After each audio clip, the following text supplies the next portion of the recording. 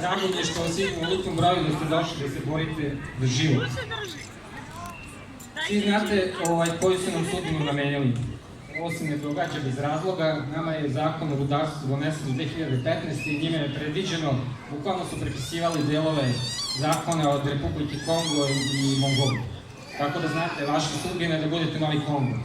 Vi u Smederevu to možda znate mnogo bolje od drugih krajeva u Srbiji, pošto imate jednog zagađivača, to je Železara, i pošto vam spremaju da nam otvore još jednog novog, to je rafinerija. I pitali su vas na referendumu i da li ste za to, kako? Jeste im rekli ne?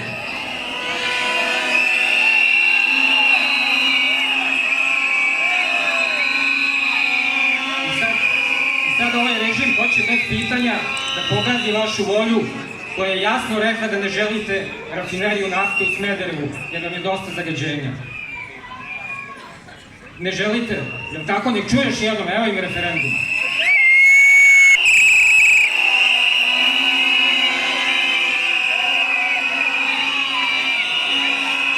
Ja dolazim iz Petrovca na Mlavi, član sam organizacije Mlavska vojska. Kad se kaže vojska, ljudi odmah dolazim u sećanje neka vremena koja smo već prošli sa ratom. Mlavska vojska je simboličan naziv. To su jedine mešovite vlaško-srpske trupe koje su učestvovale u oslobođenju Srbije od Turaka. Znači, to je simbol jedinstva. Nama sad taj simbol jedinstva treba u čitavoj državi. Na čelo ovih protesta, na čelo ovih zahteva da se obustavi kolonizovanje Republike Srbije, trenutno nam stoji Savez ekoloških organizacija Srbije, SEOS, i udruženje Ne damo Jadar. Kad dođemo na ove proteste, treba da znamo da su oni zapalili vatru. Jedan aplauz za njih.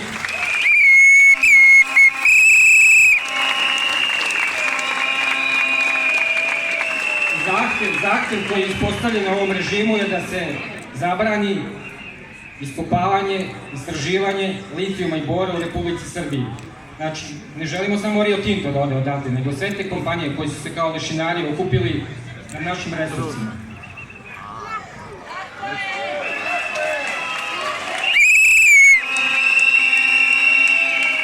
Čovjek koji se predstavlja kao predsjednik Republike je sebi konačno dao pravi naziv.